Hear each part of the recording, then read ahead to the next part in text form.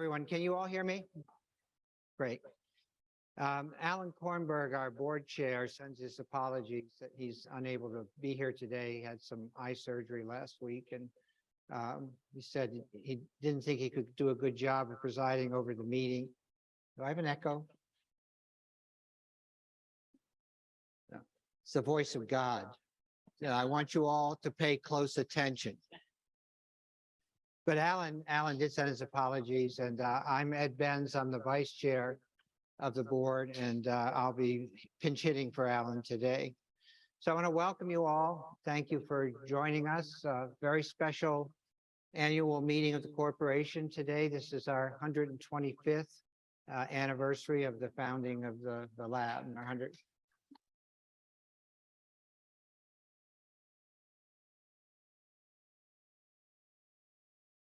We have a full agenda, and we're going to have a very exciting presentation from Dr. Herman Haller, our president, about some new developments in the lab and plans for the future. I find this to be a very useful and an interesting meeting. We do have a business meeting that we need to conduct first, so without further ado, I'd like to call the business meeting to order. And ask for approval of the minutes. The minutes were provided electronically to everyone who registered for today's meeting. We also have hard copies available for anyone who wants to look, but could I entertain a motion? Second? Any discussion, concerns, comments, questions? If not, all in favor? Aye. Thank you. The minutes are approved. Now we're ready for our committee reports, and I'd like to ask Maggie Myers to join us for the secretary's report. Jan Coates, our secretary, is also out with a summer cold. And, Maggie's agreed to fill in for her. Thank you, Maggie. No problem. Go ahead. Yeah. Okay. Hello? Okay, great. Ooh.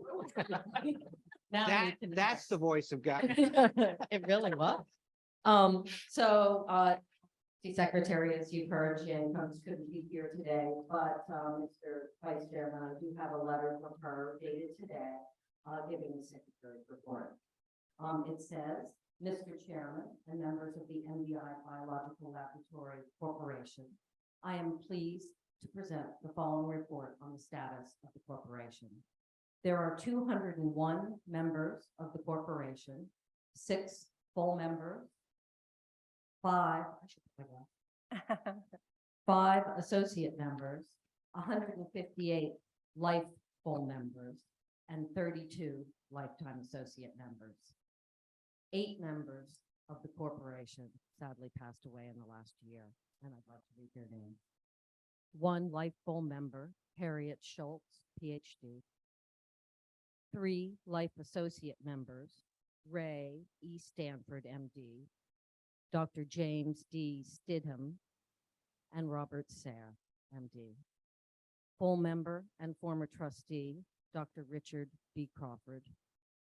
Full members, Dr. William Dantzler and Hugo R. DeJong, PhD. And an associate member, Mr. John P. Reeves. Respectfully submitted, Jan Coates.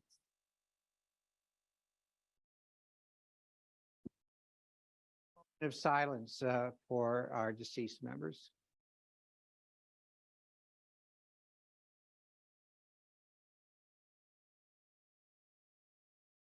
Thank you.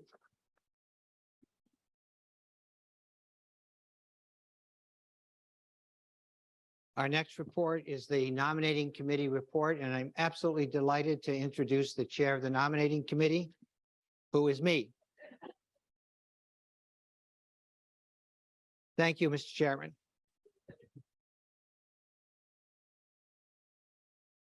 On behalf of the nominating committee, I'm pleased to recommend the following slate of nominees for re-election to the Board of Trustees. This is a 4-year term ending in 2027 at this annual meeting. Edward J. Benz Jr., Thomas A. Boyd, Alan W. Kornberg, Christopher Signolfi, Bruce A. Stanton, and Daphne W. Trotter. Could I first get a motion to approve the slate for re-election? Second? All in favor? Aye. Thank you. Also delighted to present to you a new member of the board, Elizabeth Betsy Myers, PhD. I'm particularly pleased by this nomination. Betsy has been a friend and a colleague of many of us for decades. She's a PhD biological scientist who worked as an active scientist for nearly 2 decades. She has been a scientific administrator and executive, most recently as the program director for research for the Doris Duke Foundation. And for those of you who may not be familiar with Doris Duke Foundation, it is one of the major funders of biomedical research in the United States. So she brings a wealth of experiences relevant to both our scientific program and to the administration and leadership of the laboratory. And we're absolutely delighted that she agreed to join the board. So could I get a motion to elect rather, Betsy Myers to the board? Second? All in favor? Aye. Thank you. We also have another piece of nominating business every year, and that is to nominate the nominating committee for annual term. And I present this slate to you. Edward Benz as the chair, Barbara Belts, Jerry Bowers, John Hayes, Wistar Morris, Patricio Silva, and Daphne Trotter. Motion to approve that slate. Second? All in favor? Great. Aye. Includes the nominating committee report. The next report, we have Tom Boyd on Zoom. Ready, Tom? The treasurer Yes. is presented by Tom Boyd, reporting in from Zoom. So go ahead, Tom. I think we're all Okay, set. thank you. Tom. Good. Good morning. Next slide, please.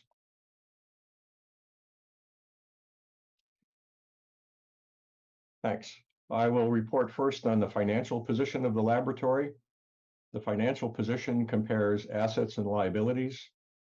The positions as of the end of 2022 are shown in the far right column and are compared with positions of the prior year, 2021. As you can see in the first line of the table, the cash position of the laboratory amounted to $8 million. This amount decreased during 2022, reflecting the use of reserve funds for strategic initiatives. As shown in the second line, receivables, including grants, increased in 2022 by over $100,000. Assets held in investment type accounts decreased by $1.8 million. This is shown in the third line, investments, and this line includes the endowment. This was mainly due to unrealized decreases in the value of the securities held caused by market fluctuations. The investment committee, along with the laboratory's outside investment advisor, closely monitors the investment portfolio. The market value of the endowment has recovered approximately $500,000 as of the end of June 2023, and it contains $7.9 million at the end of June. For liabilities, the main category is bonds payable. The institution continues to pay down the $5 million bond that helped finance the Morris Laboratory building in 2007. We make regular principal and interest payments. $3.35 million in debt remains to be paid off, and there's a schedule for doing this by the year 2036. The category called Other Liabilities increased by $470,000. This was influenced by the receipt of a large deferred grant to be spent in a future period. Considering total assets and total liabilities, assets continue to exceed liabilities by a significant amount. Net assets are positive and are shown in the red box. Net assets encompass assets with donor restrictions and assets without donor restrictions. Total net assets amounted to $25 million at the end of 2022, a decrease of $4.2 million from the prior year. Next slide, please. The $25 million in net assets are distributed among 49 different categories or funds. The largest category is plant assets. This is shown in green. This includes land and buildings. The more liquid general unrestricted funds and the reserve funds are shown in blue and red, respectively. The general unrestricted funds, the reserve funds, and the plant assets do not have restrictions. Other funds may be restricted by the donor for specific purposes, and the institution may use all or a portion of the investment income that these restricted funds earn. Reserve funds decreased by $2.7 million from the prior year due to operations and also to the initiation of expenditures on strategic plan initiatives. In addition to the funds listed above, the Maine Community Foundation manages the Salisbury Cove Research Fund established by Tom Marin and the Marin Foundation.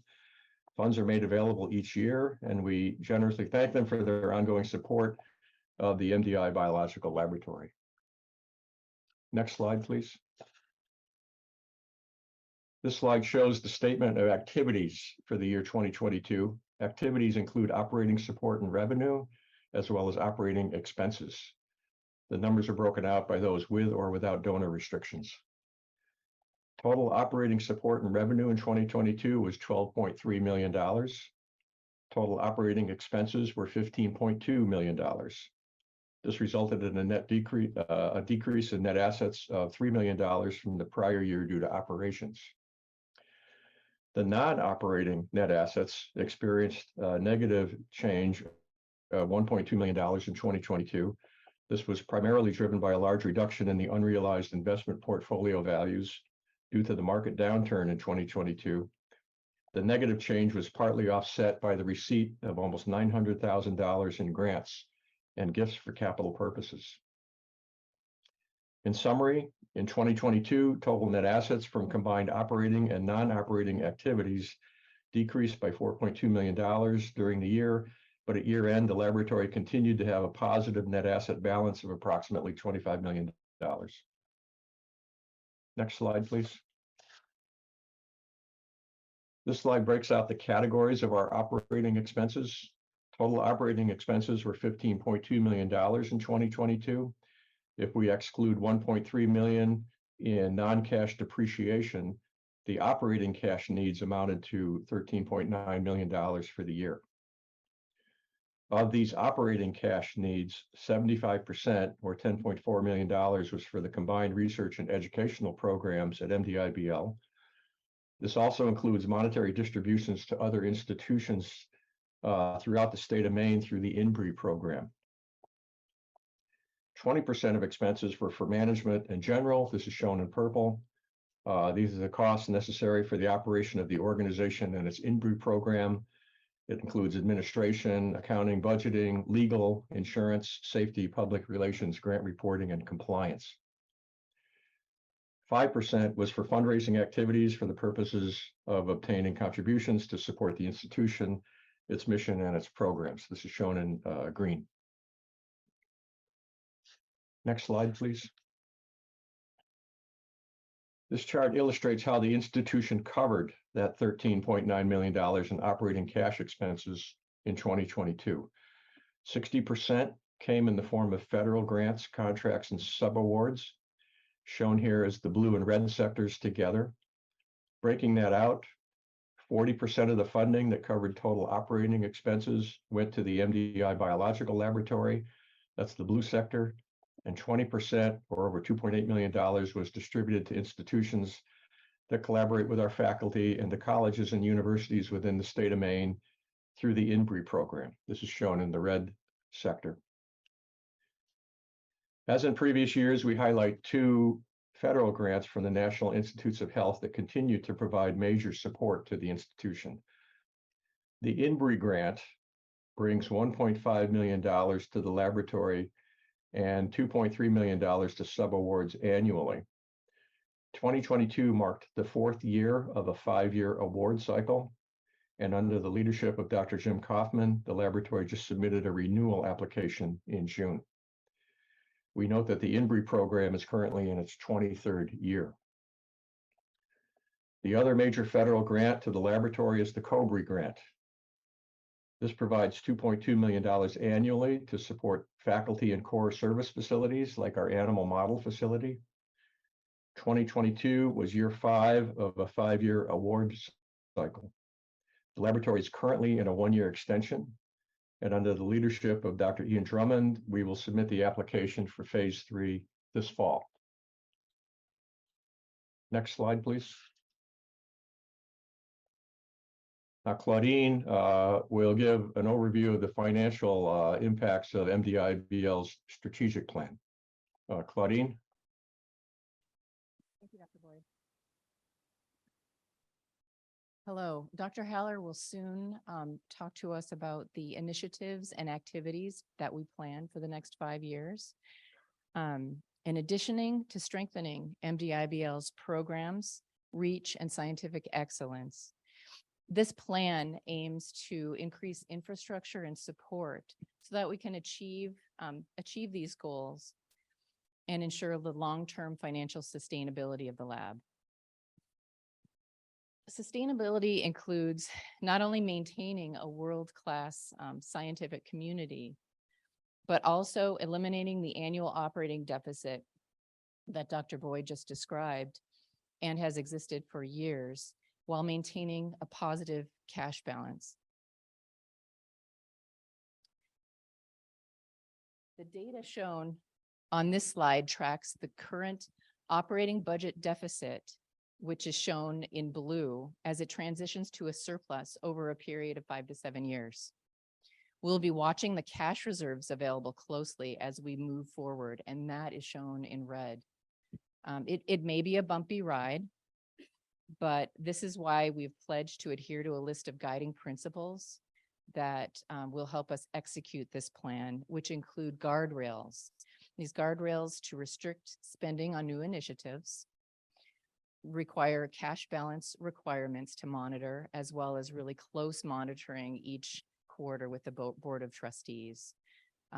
Dr. Boyd, thank you for the opportunity to present this strategic financial plan model, and you'll hear a lot more about the activities and initiatives soon from Dr. Haller. Thank you, Claudine. Ed, this concludes the treasurer's report for the annual meeting. I'll be happy to take any questions if there are any. Any questions for Tom or Claudine? Yes.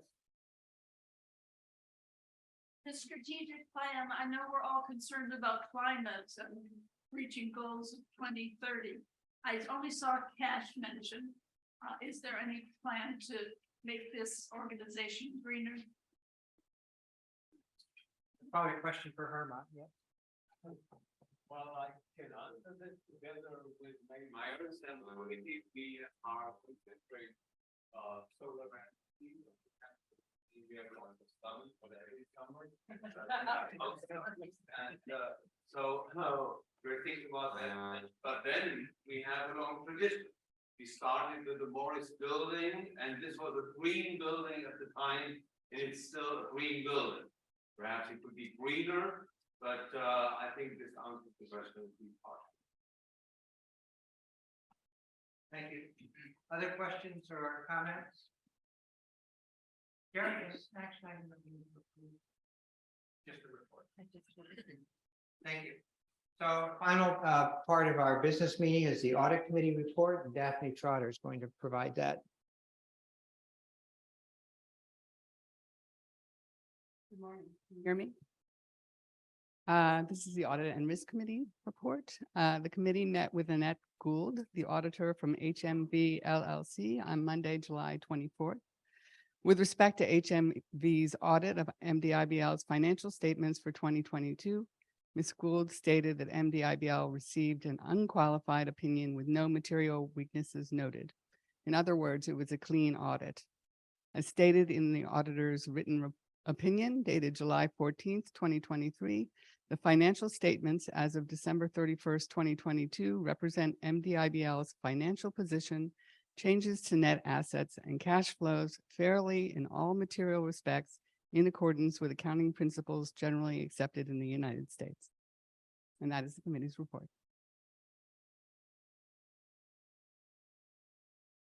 Thank you, Daphne. Questions or comments for Daphne? If not, we can adjourn the business meeting. Could I get a motion to adjourn? Second? Second. All in favor?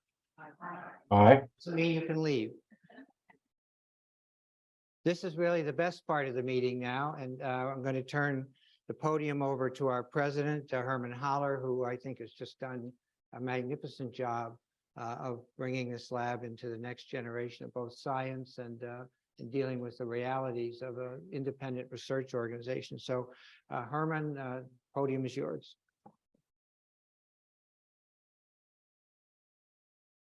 Thank you, Ed. I think I need coffee during the next 45 minutes. So, welcome to MDIBL, members of our Board of Trustees, members of the Scientific Advisory Board, members of the corporation, ladies and gentlemen. So, we will talk about building the future. And although you didn't ask questions when Claudine showed you the strategic financial plan, but I think all of you had, what is this? Where are you going? We'll talk about how we will build MDIBL and what we have done so far over the next 5 years. So that's the 5-year plan. We have been discussing for almost 2 years now with our Board of Trustees. We came with suggestions. The goal is to, and I think 125 years, that's time to reflect on that, how to make the lab sustainable, perhaps not for the next 125 years, but at least for the next 20, 30, 40 years. So building the future, we are growing. And one example is that we have divided the work. I will try to give you an overview where we stand. Ian will talk about the science, which is the central part of our mission this afternoon, and then tomorrow when we have a meeting with the Scientific Advisory Board. In a way, the days where we could have a presentation here, science and education and a general overview, we have to divide this, and this already tells you a story about growth. I will try to explain this to you, aesthetically horrible. You know, as an art historian, you know, we're working on the graphic. However, in terms of communication, that's where we are at the moment, and I'll try to break this down. Don't be afraid of that. You'll understand that, hopefully, within the next 40 minutes. But before we do this, let me go back and talk about history. And you see that we are dividing the work. Already, the history was talked about on Monday evening. So Dave Evans, our historian, you see that we have now extra titles in the lab, has talked about that. And I don't want to go into that. This is where it all started here 100 years ago, here 125 years ago. And this is where we are now, just a glimpse with our research groups. And this is our campus, the core campus, 220 acres around that, which we need for future development. What's most important for me is what links the past with the present, and what is important for the future. And this is the spirit of MDIBL.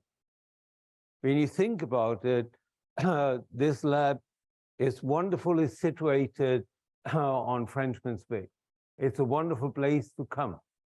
But the real attraction for the last 125 years, and this is why a lot of us have been coming to the lab over and over, not only to spend a summer here, but because of the spirit of MDIBL. And this is important to keep.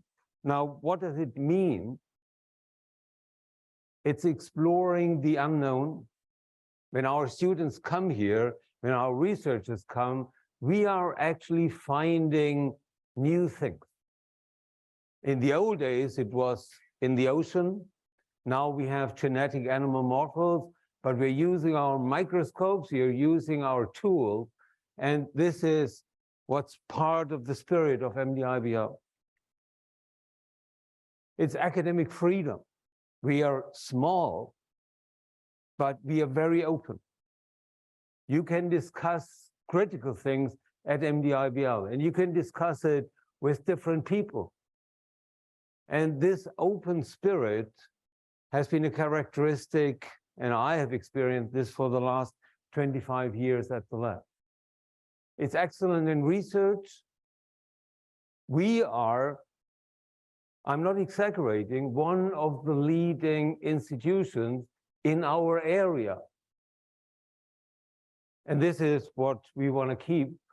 It's advanced technology, and above all, it's educating the next generation and the scientific community of MDI-BL. Let me give you 3 quick examples of that. So advanced technology, this links the past and where we are now. Margaret Reed Lewis, she introduced for the first time cell culture in the US and at MDI-BL. And at that time, this was cutting-edge research. It had a huge impact. And this links to our microscope, the newest, which we built with Marco Pente and Bryac, which makes us exceptional on the East Coast and worldwide, that we have custom-built technology here at the lab. Number 2 is excellence in research. I like this picture a lot. You know, Homer Smith standing there just looking at the notes for his lecture. Perhaps he's looking at the award they will give him. And this is also an alumni of the lab, the founder, the first president of NIH, James Shannon. And Bob Berliner from Yale, and they're standing together. And on the other side, you see our scientific advisory board, excellent scientists who will help us and guide us and give us critical advice how to develop the excellence in research and where we go from here. And then last not least, it's 125 years of teaching, educating the next generation. You can see this here. I like the remark from Anna when she looked at that. She said, "Where did you get this from? There are so many women on that." But we were, these were research groups, and this is the teaching which we did, and this is what we do today. So this is altogether the spirit of MDI-BL, and I just wanted to remind all of you that when we now will discuss all the structural changes, and I will leave all the interesting science to Ian, when we discuss the structural changes, that the spirit of MDI-BL, that's a very important goal to keep with all the changes which are coming. So that's what I just meant. The future will depend on this. I like this a lot. We actually can quote this. So that's a quote while we were talking from a program director at NIH a year ago. All the great minds are moving to MDI-BL these days, and she was astonished about that. There must be something in the air up in Maine that allows for free thinking in creativity. And this reflects very nicely on the spirit of MDI-BL. Now, let's get back to the structural changes and how we think we can build the future. You have seen this curve here. And thank you very much, Claudine. I mean, we have developed a lot over the last year. What we have now and what Claudine presented, this is not just finance department where we do controlling. This is strategic finance development. This is when we go down here over the next couple of years, and then we follow this line, I don't know how many of you sail, but we have to watch the tide very carefully. And this is what Claudine meant when she said that we have guardrails and we will check very cautiously where we are sailing over the next couple of years, because we will not hit the bottom, but we will almost touch ground. And we have to see that we develop here, and this will be what we aim for. This is when we will have a balanced budget, and then we can sail always cautiously, but into the future. So how are we going to achieve that? Complex. I will go through the research part first, about the recent development. Then I will talk on behalf of Tim Strickland about MDI biosciences. This is what we have developed, opening our basic research, which is the core of MDI-BL, to the world of biotech and pharmaceutical development. These are the programs which we have, and most of these are to bring in the people. After all, we are in northeastern Maine, but we want to attract the world. We want to attract young scientists to come to MDI-BL, and we'll talk about these programs and what this means for our research and the development. And then last not least, I will at the end briefly mention our opening towards humanity. This is what we can also do. We are so excellent scientists that we can contribute to this, and we have stolen this quote from Albert Einstein and from the National Academy of Science. Branches from the same tree. How do we bring art and science together? And this is not only meaningful for us as scientists, but also for the education of the younger generation. So I'll start with the research. This gives you a glimpse into the future, because at the moment we have 10 research groups here.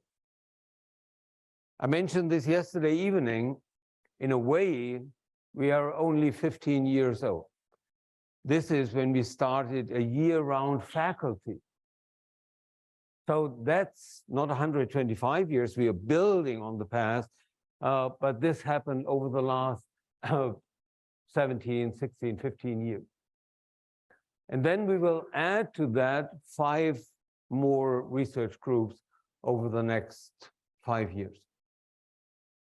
We will only be able to do this with the next co-group. So Ian has now the task to bring us into the last part of the existing co-group, and then January 25, that's the plan, we will submit a second co-group. This will be hard. On the other hand, we have done a great job with the last co-group. And NIH is happy with MDI-BL. They think, hopefully we stay like that, they think that we are spending the federal money well, with educating, with the research we are doing. So that's the goal. So the role model for MDI-BL is small but focused. It may be different in 40 years from now that we will grow more, but for the time being, it will be, that's the aim, around 15 groups.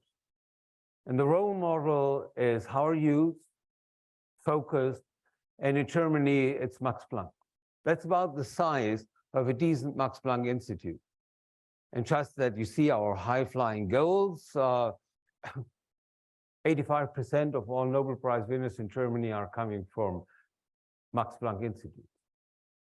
So this is not a small foot to achieve, I know that, but this is the goal.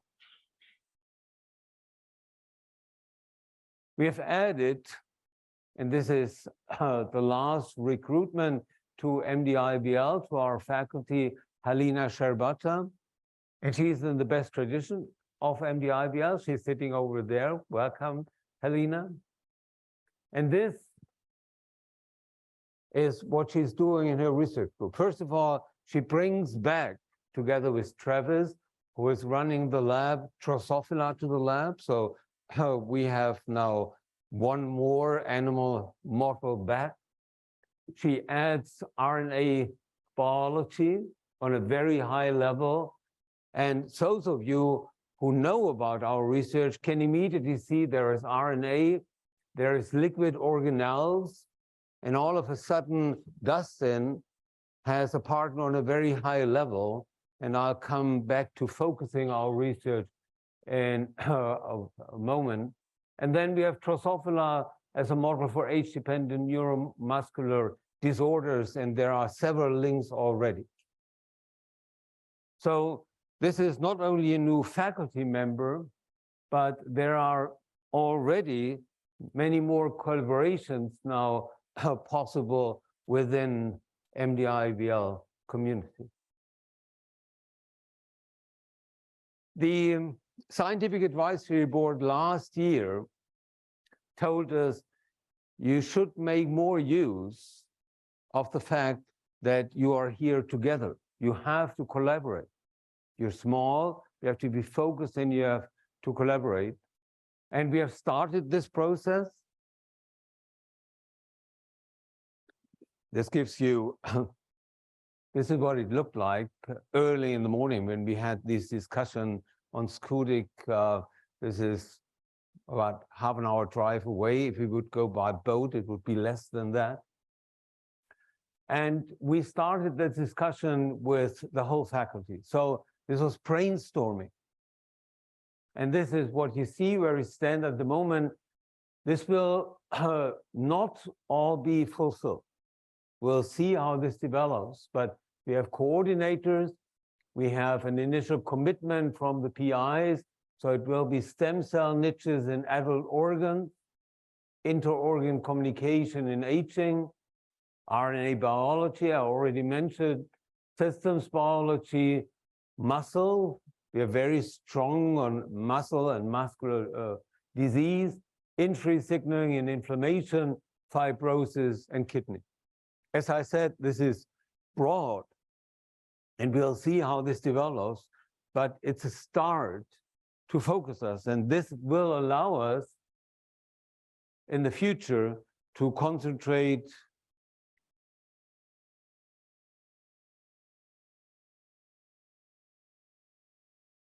on moving. Can I have the next slide, please?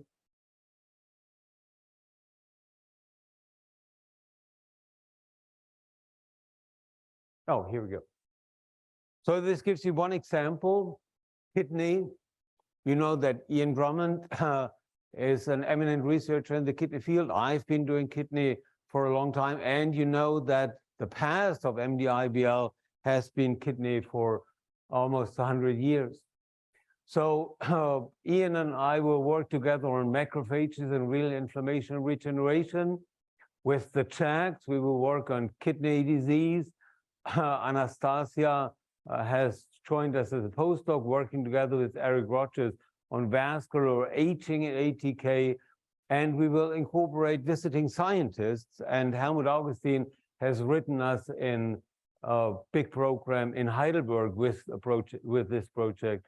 And then with BRIAC, we will start and have already started together with Billy Hudson on kidney regeneration axolotl.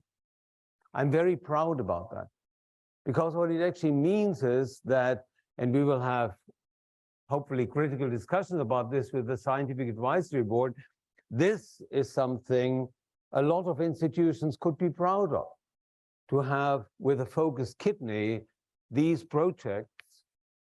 And in the other areas, we will discuss this during the Scientific Advisory Board meeting. And as I mentioned, then we will be able, in addition to writing research grants, R01s, and writing a new COPRI, we can concentrate on program projects, and this will help us also a lot.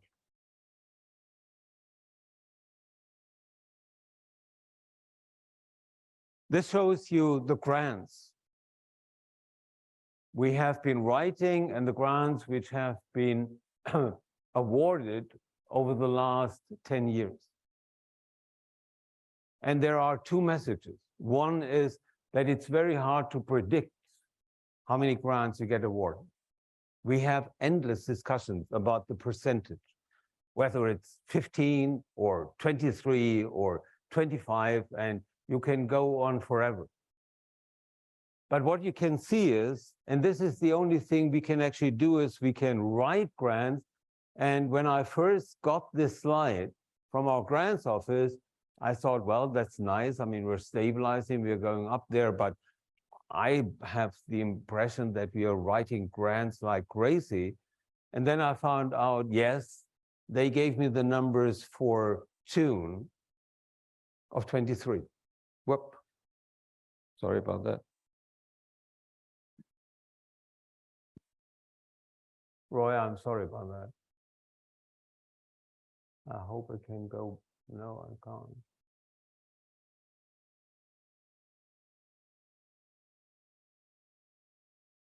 Can I go back? No. Yeah. So they gave me the numbers for June 23, but this is the plan for the rest of the year. And a round of applause for the grants office, because you can imagine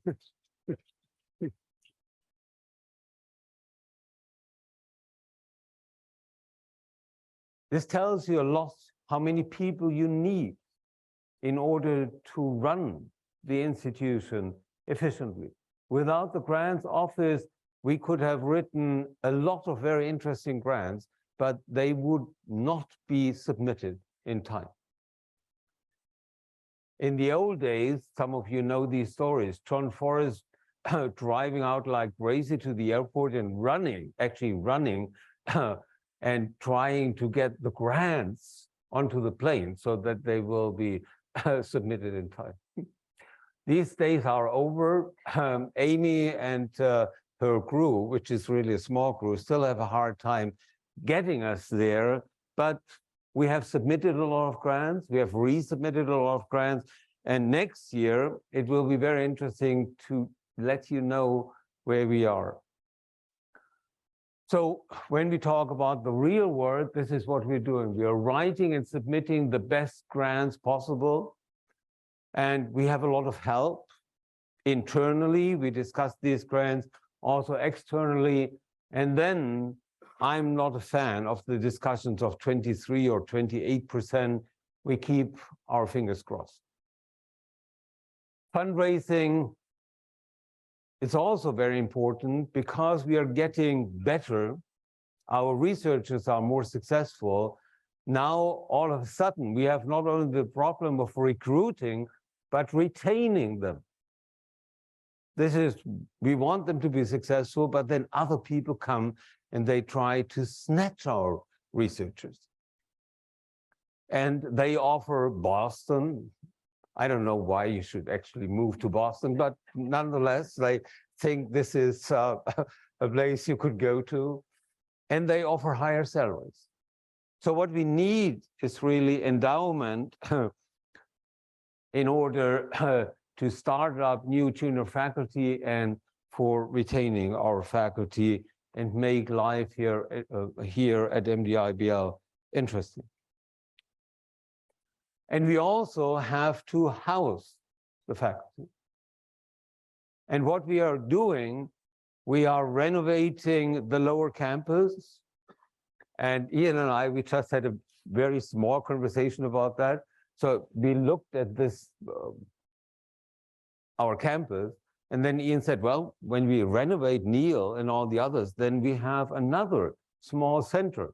And I said, well, we had this before. Yesterday, we talked about the mail shed. Now, I mean, the lower campus was the center of the lab. And with the renovations for Neil, which we are planning for next year, and then we also will internally renovate Karnowski, this will provide us, together with the other small buildings down there, enough space for the 15 research groups. It will be cozy. not only on the lower campus, but also on the buildings we have here now. But here we are learning from Harvard and from Philadelphia. Squeezing scientists together, they may complain, but actually it's good for science. So this is how we need space for more animals. And this is nice. When I think of conversations we are having with Pryak and with James Godwin, they're actually caring more about their axolotl than about their postdocs in terms of space, which is a good thing. But we have to renovate this, and we have already renovated Halsey. So you see the lower campus is becoming more important besides the building we already have. Eventually, but this is not part of the next 5 years, we will need a new research building. But we will not talk about this now. So how are we going to finance this? This will rely on foundation grants. So we're preparing at the moment with the help of Cherry and her group, the Alphon Foundation. They're supporting education in Maine in a large way, but so far not at MDI-BL, and this has to change, and we have others, especially in the art world, where we are thinking about. And then we have federal support for that. This is because of what I'm going to talk about in a minute about MDI bioscience, because our opening to biotech and pharma allows us to receive now federal money. And Cherry has timed this very nicely. What time is it right now?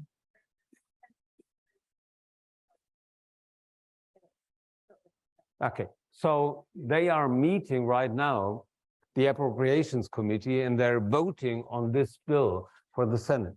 And we are on that bill with 1.6 million for renovation of our labs because of excellence in science. And as I said, this is not about basic research, this is about MDI biosciences.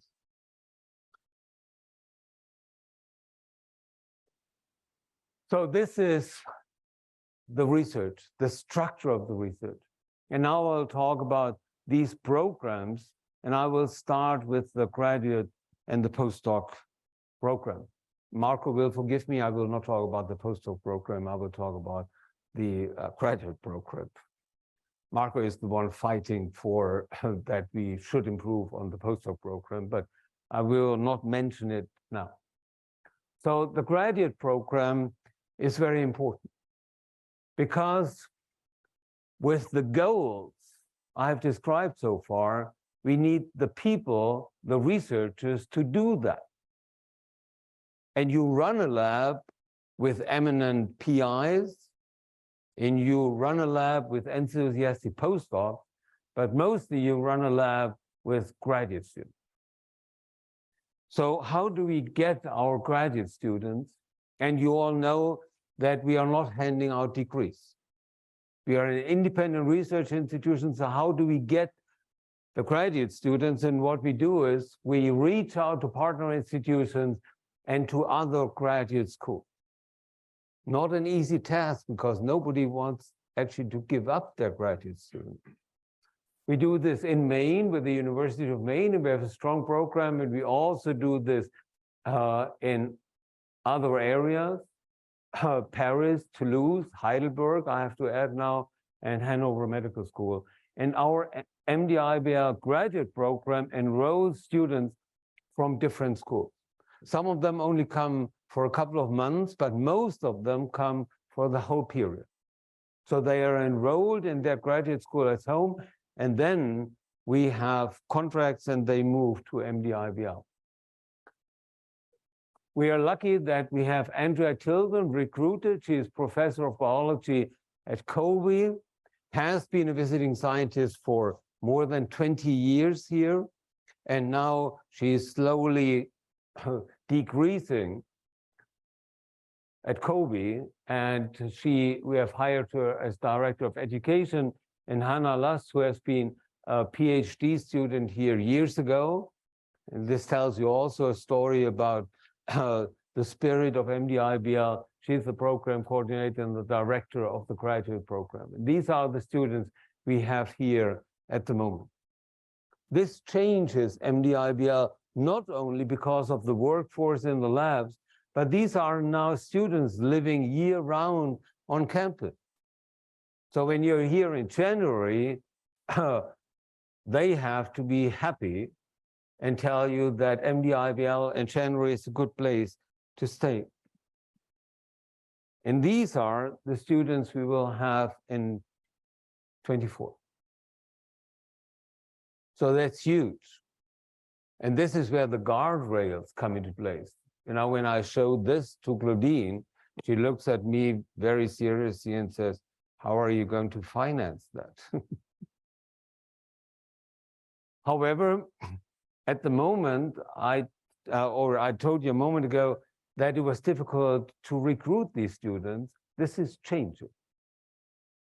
Our collaborations with these graduate schools, all of a sudden, they are offering students to us because the response of the students at MDI-BL was positive. And so we distribute them into the different labs. We write projects, and this is where we grow. You could call this critical mass. I don't like the word critical mass. I'm not a physicist, and always when I hear critical mass, I think about the atomic bomb. But nonetheless, you need enough people in your lab that the microscopes are being used and all the other technologies we have. So this is where we will house the students, and thank you very much for the members of the committee. This will be a new building. When you walk out the door here, you can see this blue building right across. This will be torn down. Mark and his crew is already working on that, and we will have a new building there. And this allows us, and then we have to renovate McFarland. This is where the graduate students will be housed.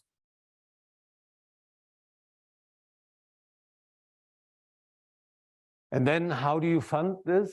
3 students will receive grants from their program, so we are very active here. 7 students expected to be funded by research grants from MDI-BL. So we start financing the students, but then they will be funded in the long run through the grants which we'll obtain.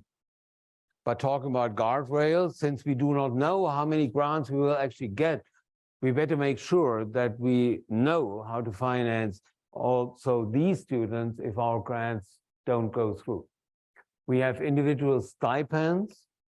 Basically, you can adopt a graduate student at MDI-BL, and you can choose the nationality.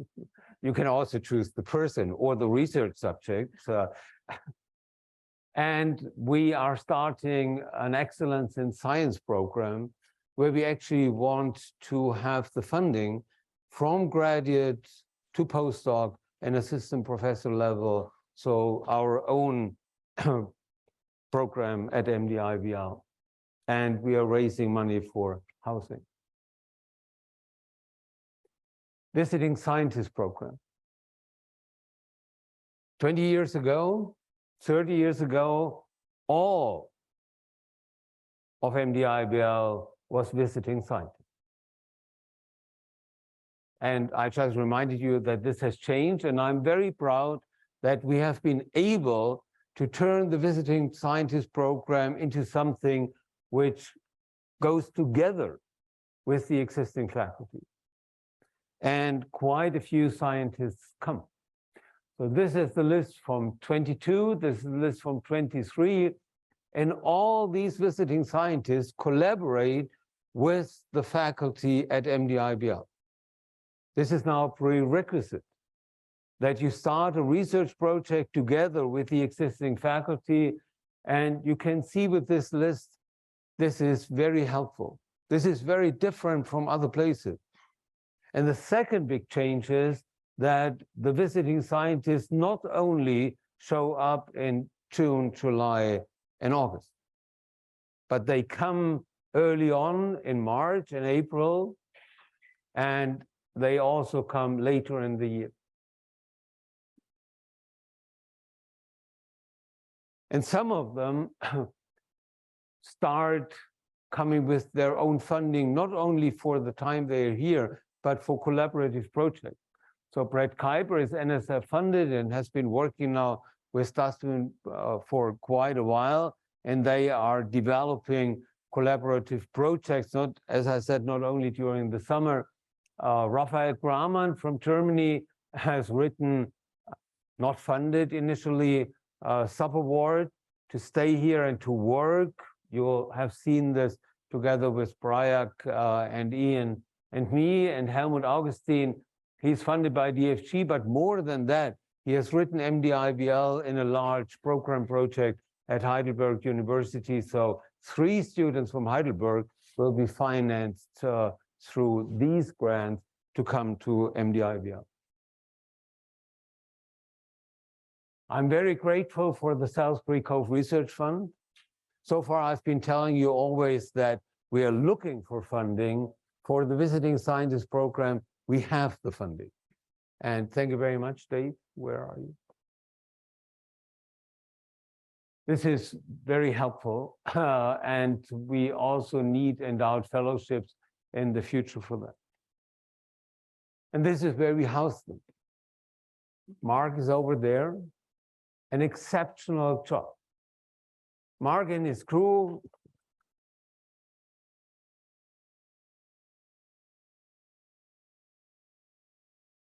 have destroyed one of the myths of MDI-BL. This tells you how difficult it is to keep the spirit of MDI-BL, because part of the spirit of MDI-BL were mice. Can I quote you, Ed? I mean, you said, I've killed more mice in my time at MDI-BL than I killed at Harvard, which means a lot, because a lot of you research. We didn't get rid of all the mice, but we have renovated all these cottages. So what we have now, and some of you are staying in the recently finished Bethlehem, we have renovated. Mark and his crew, they have renovated all and winterized all the cottages of the inner campus.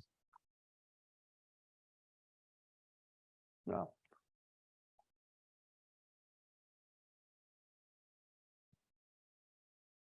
I don't know how this happens, boy. So this is the last one. This is where Ute and I live. But Bethlehem is really, everybody, I'm serious, everybody who walked into Bethlehem over the last couple of weeks said, I'd like to move in. And I mean, people here on the island, why I'm not living here on campus with this beautiful view, and then we'll go on, and Foster Cottage will be the last. And these cottages are now not only used for visiting scientists during the summer, but they are used year-round. We have the first postdocs living in some of these renovated cottages. Anastasia and her husband, they are living here, and they will stay there for the next 2 or 3 years. So this also tells you how much the campus is changing into a year-round campus with all the problems of infrastructure. Where do you buy your eggs? How is transportation? At the moment, we have 2 cars running for the graduate program and for visiting scientists here. So, INBRI, very important for MDI-BL, was already mentioned before when we talked about the finances. We have submitted now the grant for the next period. It's renewed in 23. We are very optimistic about that. And as you all know, this is not only important for our own research, for our own education, but we provide the basis for biomedical education in the state of Maine. And although I don't like the sentence that we are the best kept secret in Maine a lot, INBRI, and that we are running the INBRI, that's definitely a secret. And they don't know about this in Augusta, and they don't know a lot about where we should get more funding for that. But this is what we have been doing, and Patricia started all this, and done a wonderful job to change the biomedical education in Maine. And then last not least, courses and conferences, a whole not independent program, 20 short courses, 12 ground supported courses, the Maine Biological and Medical Sciences Symposium, 50 years. Can you imagine that? And collaboration meetings with Maine Health and University of Maine. This gives you an idea how well we are connected. This gives you the numbers, and here you see where the students come from. So these are also the students living in these newly renovated houses on campus. And then we added MDI Biosciences. With all caution, we are a basic research institute. And I've learned during my career, I've founded 4 companies. And you can't do both with the same quality. You're focusing on basic research, and I focus on basic research and medical rounds and the companies. And it's just too much. If you want to have a successful company, you need to concentrate on that. And you have to think about your new company or whatever you're doing in biomedical 24 hours per day, and not split your time, 8 hours basic research, and then I think about for 2 hours about how I could start a company. Some of us, we all know this, me too. I mean, we think we can do everything, and yes, we can, but not that successful. So we have started MDI Biosciences with this idea that we want to open our wonderful methods, our animal models, to biotech and pharmaceutical development. And since I'm a medical doctor, I'm sitting on lots of boards, and I have seen a lot of drug development, it's immediately clear what the value of MDI-BL is for that. And we have started, and Jim Strickland is running this. And these are his slides, and I'll go through this quickly. So MDI Biosciences research partnerships to apply MDI-BL's expertise in models to pharmaceutical discovery and environmental health, because we immediately found out that toxicology is important here. Tech transfer and commercialization. So Jim can be contacted by our faculty. I have something here which I consider IP. And then we start the discussion about licensing and commercialization together with him. And then teaching, education. We're using these new tools for training in entrepreneurship and biotech. Let me show briefly. These are the partners at the moment we are talking to. We're still waiting for our first contract from these activities. But on the other hand, for instance, with Astra, we are standing invitations to their center in Göteborg to discuss new developments with them. So it's not only about the money, but it's also building these partnerships. And this is true for larger companies, but also for smaller. We have a fascinating project with Bigelow. So Jim has opened this avenue with our partner institution here in Maine. When he went there, they immediately said, we have, what you can see here, and I won't go through all this, we have more than 200 organisms which we harvest from the sea. And we have this collection, but we don't know what to do with it. So we combine this with our animal models and we test, and this is the first plan for anti-inflammatory substances in algae using our animal models. And when the director of Bigelow testified in Augusta a couple of months ago, and we can quote her because she sent us the quote, she told in her 10-minute presentation, we have all this from the ocean, but we didn't know what to do with it. And then we found MDI-BL. It's astonishing what you can find in Maine. And now we are embarking on this. And we also collaborate closely with the Jackson Lab, making use of our animals for their cancer program. And this is early, but this hasn't happened before. And then we have research partnerships, and I won't go into all this, with Precision Talks. That's an international consortium, seriously funded with 25 million in Europe. And some of the people who have been teaching here years ago, they are involved with that, and Jim is collaborating with them on toxicology. And this is what he teaches our faculty. This is when Romain Madeleine made a discovery.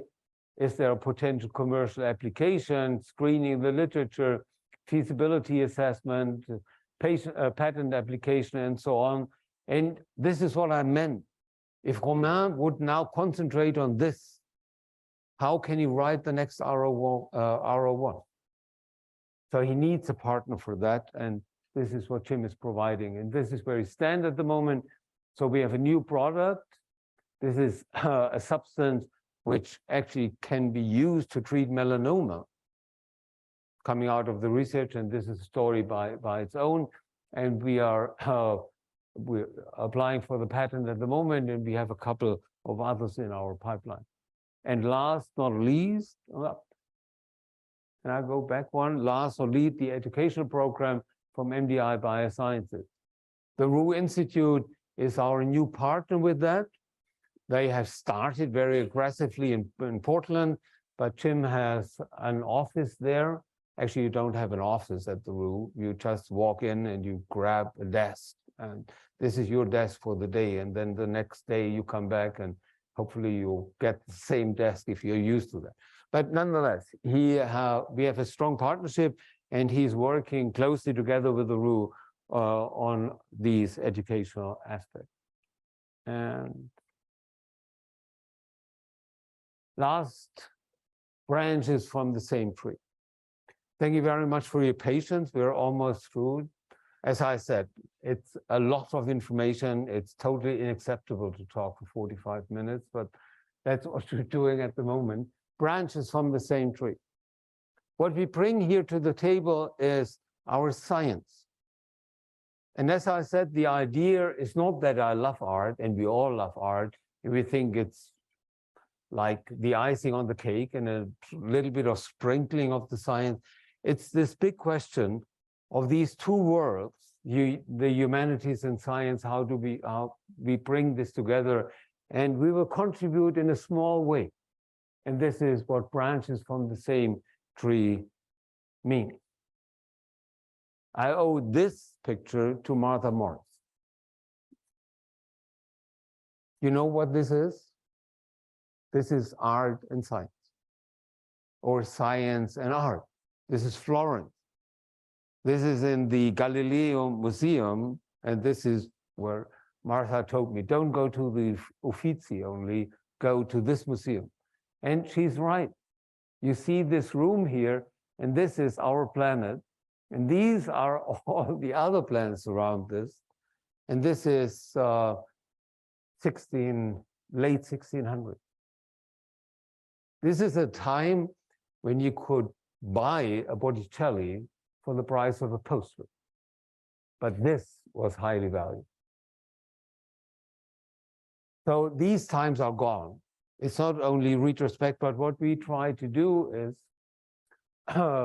that we try to think along the lines of Albert Einstein.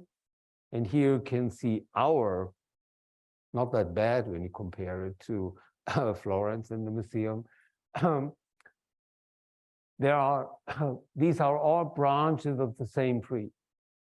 And all these aspirations are directed toward ennobling man's life, lifting it from the sphere of mere physical existence and leading the individual toward freedom.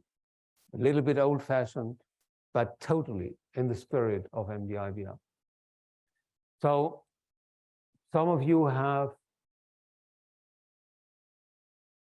seen our small exhibition. That's a small start, but it's a very lovely space. It's very focused in the best tradition of MDI-VR, and it's science, art meets science. It's the first where we bring together a piece of art and a piece of science. And then we let you think about that and provide you with information. But in the future, we will discuss areas like scientific discoveries in art, grasping the world, the scientific process. We will talk about night science and day science, science as art, communication of science. We will have lectures, seminars, exhibitions, visiting artists in residence, hopefully, and educational programs. So this is small and it's not extra, but what we can provide is our experience as scientists to this ongoing discussion. And that's it. I hope that I could show you where we stand at the moment. You can appreciate this is a lot.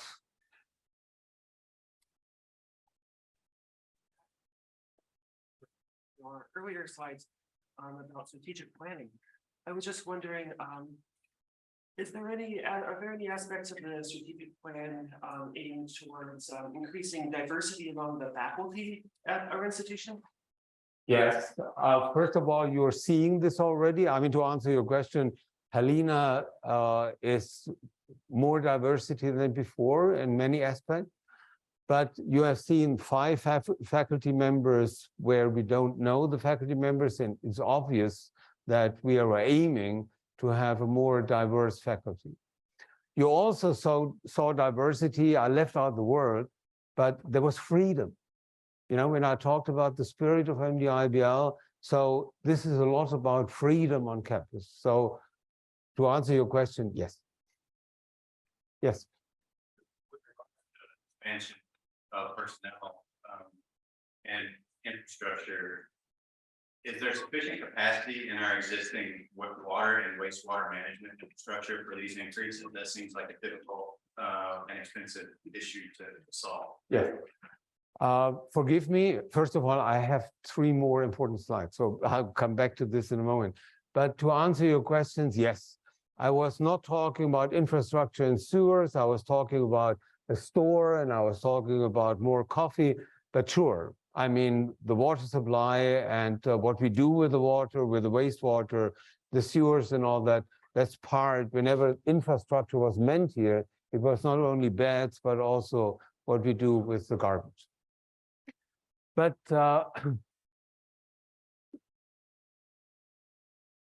Roy, can I have? Yeah. I mentioned that we are very nicely connected within Maine. So this is the discussion we have. We are still a secret in Maine, but not that much anymore. And these partners know each other well. I'm proud that we have the meeting Ian organized with the Maine Medical Research Center. I mentioned the Bigelow Lab. We're doing lots of things with the Czechs and more than before. We have a COBRI together, one of these large grants with the University of Maine, and we have a wonderful collaboration with COBE, and we are expanding on these collaborations.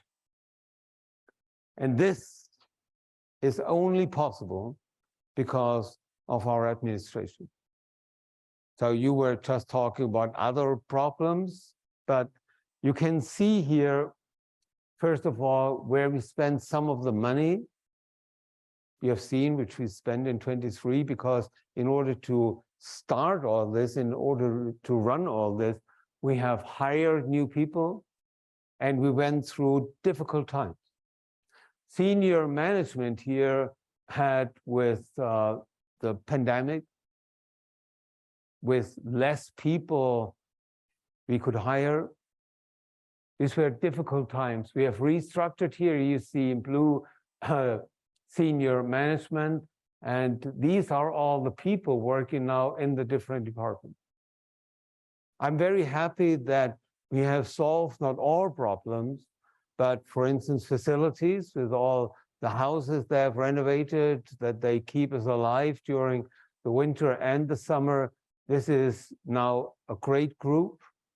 We have solved our problems in the kitchen, small but very important. So altogether, we are doing well at the moment. We have recruited in development and public affairs. So at the moment, this is hard, It's a lot of work, but they're doing a great job. And I'd like you to applaud the administration, because science is great and art is great, but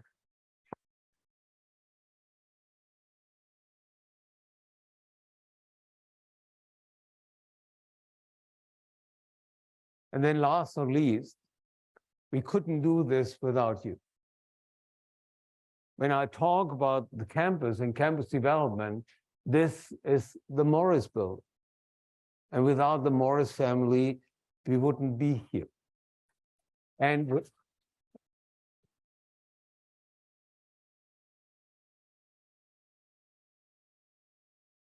this is the Davis family in the same story.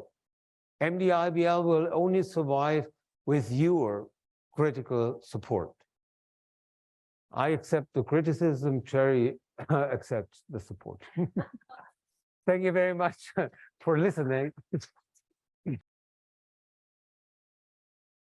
Hope you all enjoyed your pre-lunch snack.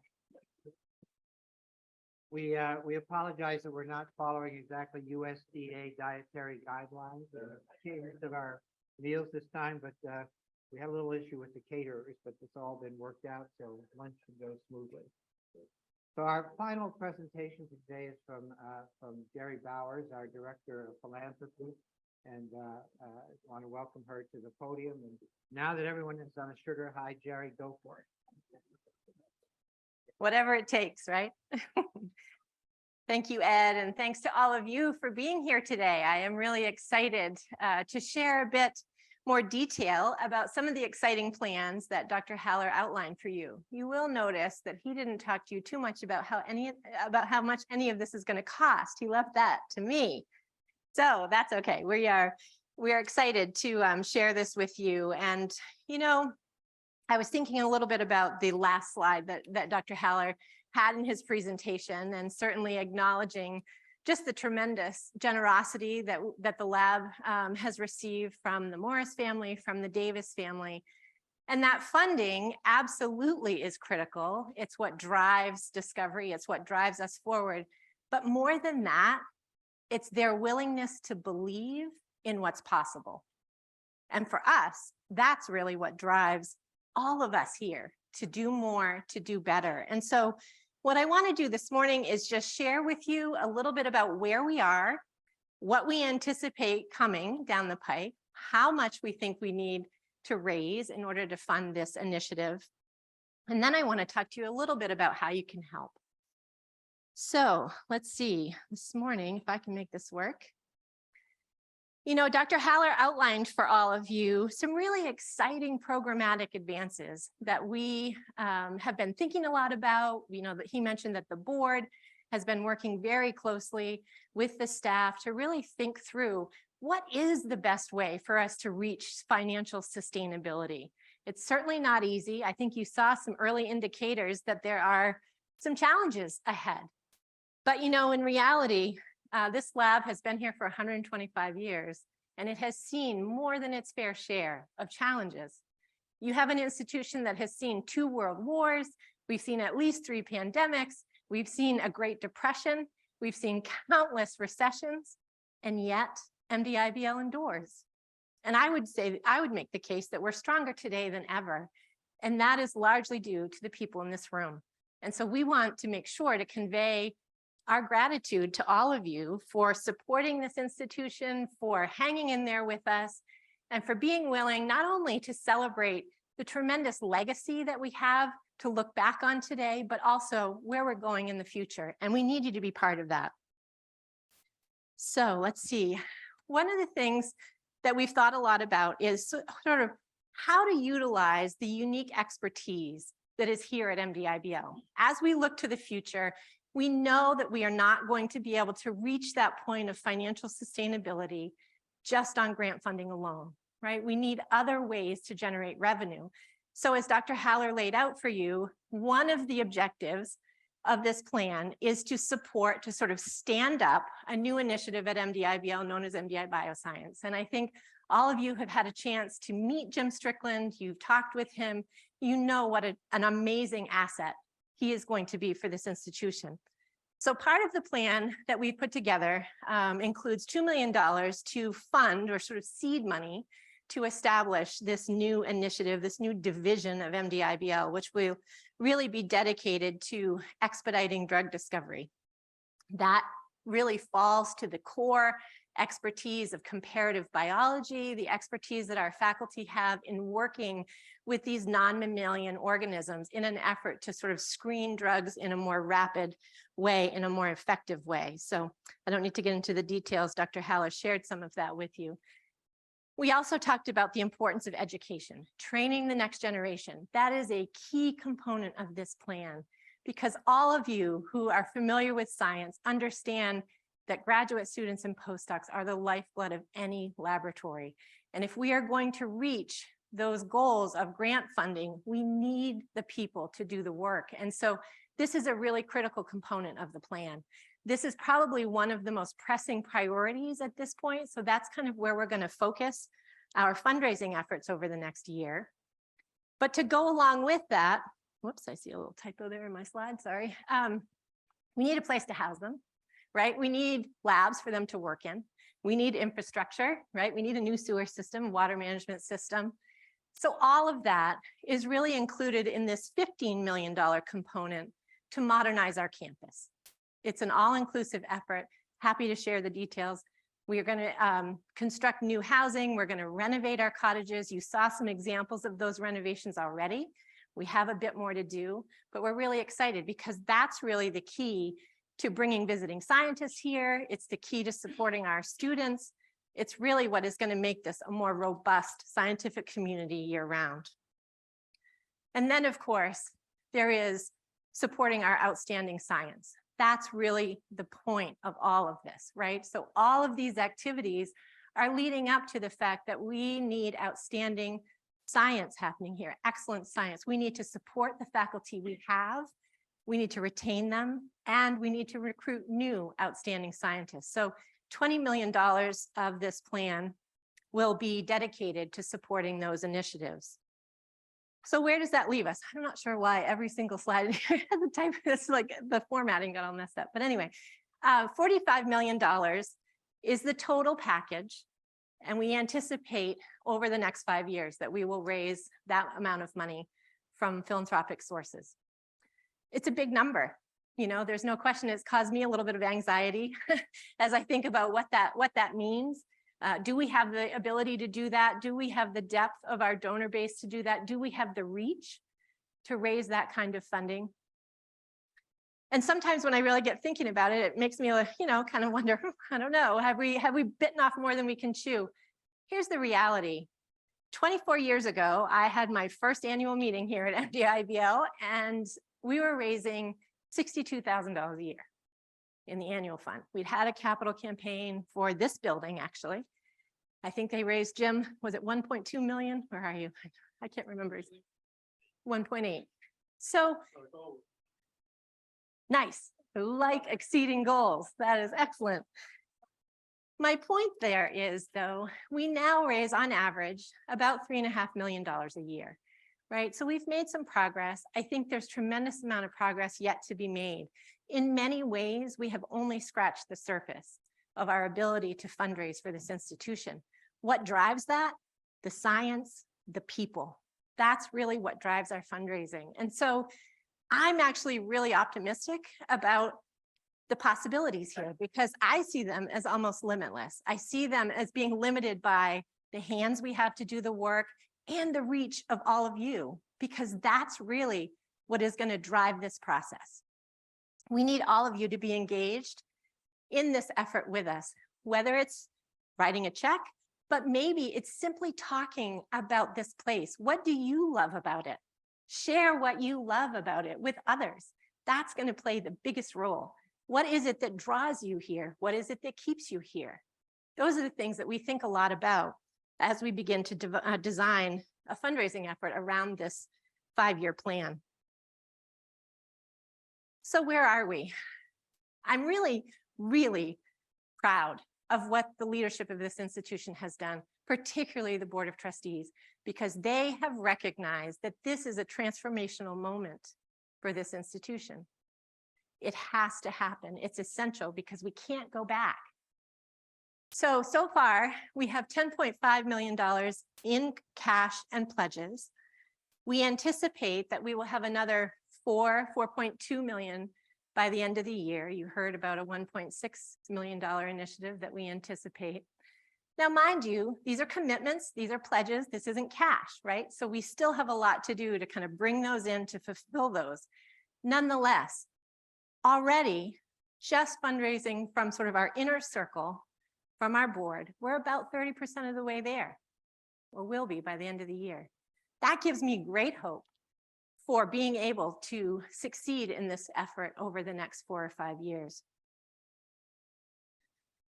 So I love this quote because sometimes I feel like, how can you tell the difference between an optimist and a pessimist? The optimist invented the airplane while the pessimist created seatbelts. And I think I find myself waffling sometimes between being incredibly optimistic and excited, and then other times just being completely overwhelmed, thinking, what are we doing? But the reality is that's the important thing, that we have a balance. And I think we've achieved that. I think we have folks who have been, very excited about where we're headed. There are some folks who maybe have expressed some concerns. At the end of the day, though, one of the things that I love about MDIBL is we find a way to come together on those things. And we recognize this won't be easy. There's no question about it. But I'm confident that we can do it because we've done it. Not at this level, maybe. But boy, when I was the sole person in the development office, it was a lot harder. I can tell you that. Now we have an extraordinary group of people that are all really focused on bringing the institution to the next level. So my team and I are ready, and we hope that you're ready too, because we really want to move forward with this. We want our faculty to be successful. We want our graduate students and our postdocs to be successful. We want them to see MDIBL as key to their scientific future. So I want to share just a couple of reasons for my optimism. And I think, as I mentioned to you earlier, one of them is just the enduring legacy of this institution. There's no question that MDIBL has seen hard times. It's always been scrappy, right? We've never had a lot of excess of anything, but we've always been willing to roll up our sleeves and do the hard work. This time, I don't think we'll be any different. We'll find a way to get there, but we need to do it together because it won't happen unless we are united in this effort. The other thing that makes me optimistic is the science. When we bring donors in and we have a chance, our faculty are so gracious with their time. They're always willing to accommodate. When I come knocking at the very last minute, they never say no. And I'm so grateful to them for that because it's key. When we can bring people in and they can see for themselves the exciting work that's happening here, it changes everything. People walk onto this campus never having been here before, and they'll say to me, there's just something about this place. We don't know what it is, but it's just really approachable. Or they'll say there's just a great spirit here. And it's part of just who we are as a community.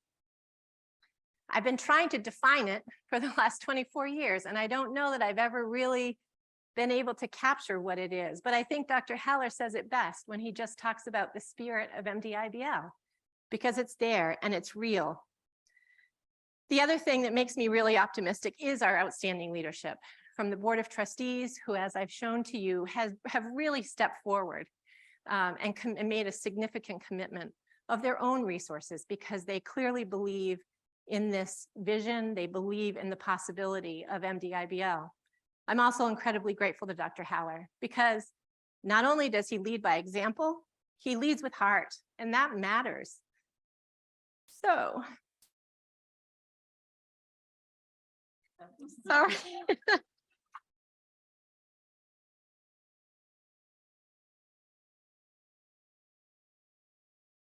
We've seen how quickly the spirit of an institution can change. And I think that's what makes this so important, that we do this together. Sorry.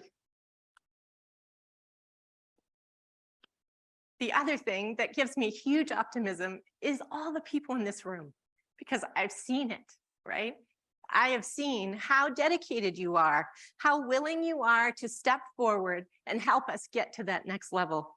That's what makes me really, really excited about the future. So, oh, MDIBL napkins, that's awesome. There's nothing that isn't branded around here, as you've noticed. So my plea to all of you, or maybe my invitation to all of you, I guess, as we think about this going forward, we know we've grown tremendously over the last 5 years, 10 years. But when I looked the other day and I asked Jill for the numbers, we have 98 employees right now. Of those, 76 were hired in the last 5 years. How do we make sure that we pass on this culture? How do we make sure that folks who join us understand who we are, that they can look back at this 125-year legacy and understand how it defines us and how it will guide us into the future? That's a big part of what we think about. And you heard Dr. Haller say it, right? That he often thinks about how do we preserve the spirit of MDIBL? And we need your help to do that. You all know us better than anyone. So we want your input. We want you to give us feedback. We will do everything we can to sort of make this journey together and make sure that we're all in lockstep and headed in the same direction.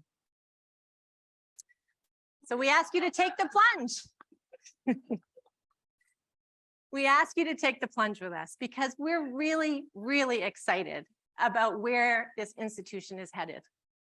And we hope you'll join us. It's going to be brisk. It's going to be a little breathtaking. When you jump in, you may be certain that your pulse has stopped. But the reality is, when we're all back on the dock or we're all on the shore and we're basking in the warm sunlight, we're going to look back and say, that was great. Look at what we did. Why is it only the women doing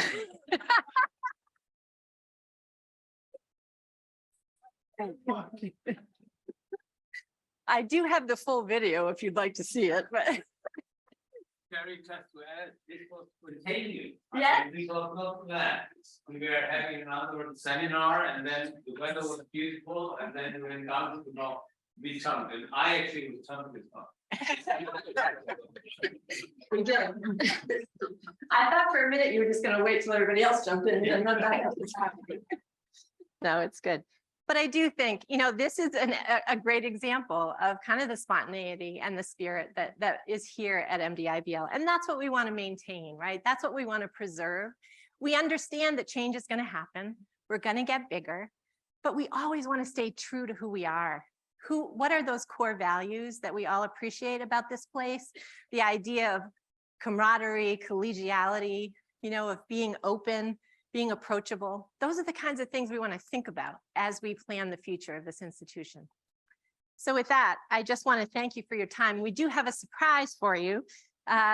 We put together a little video that we know you're sort of getting the long format version because we thought you might indulge us and let us be a little bit nostalgic as we recognize this 125th anniversary. And I hope those of you who are online, you may not get the ideal audio quality as we share this video with you, but we will put a link in the chat so that you can watch it on your own time if you'd like. We'll also send it to you. Anyone who registered for this meeting will send you the link. The transmitting it over the internet may not be ideal, but we do want you to take a moment and view it if you can. So with that, how are we doing up there in the control room? Just about ready? All right, so before we start, I want to really recognize my team. They have done just a fantastic job this year in terms of thinking about how we want to mark this anniversary year. Fred Bever, who joined us about a year ago, has done a fantastic job of helping us communicate, again, those special qualities of this institution. He brings with him a lot of expertise around media relations here in the state of Maine. So I'm excited about how our communications effort will support our fundraising effort going forward. I think we're starting, so that's my cue. I don't have to do anything here, I guess. Well, thank you, Jerry, and thank you, Terrence, for narrating, and thank you to the group that put together.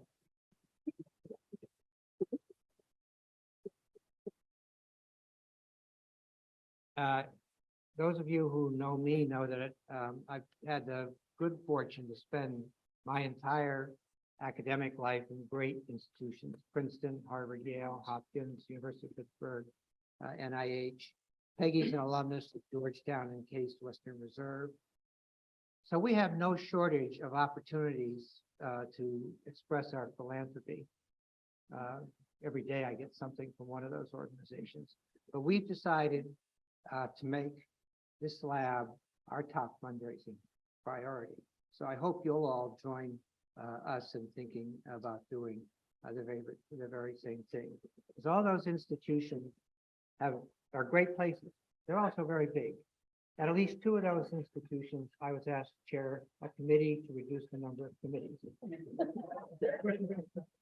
Coming up here since the mid-1980s as a summer investigator, it's all science all the time.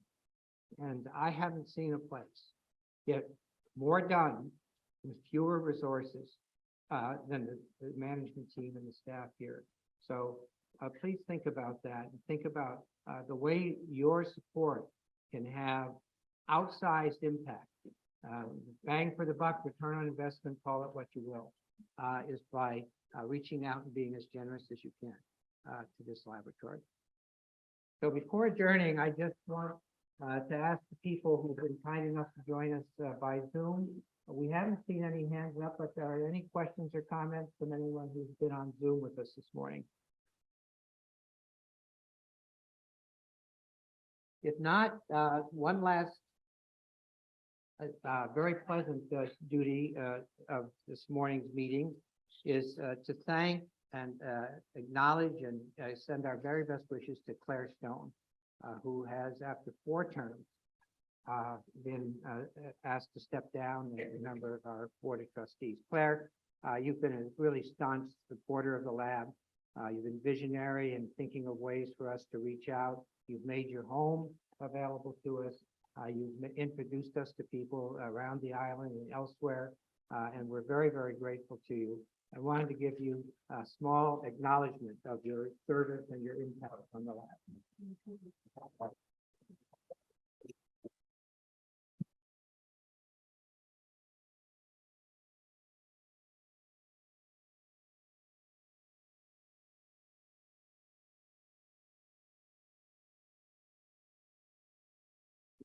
Now that you've had a chance to at least partially digest your breakfast, we are going to adjourn for lunch, and I'll remind the members of the Board of Trustees, we do have a meeting this afternoon. We're starting about a little less than half an hour late, so maybe we'll start the board meeting at 1:30 instead of 1 o'clock, and we'll work hard to get back on schedule there. Thank you all again. We're sorry for the delay due to our caterer problem, but we really appreciate your participation in the meeting, and have a wonderful lunch.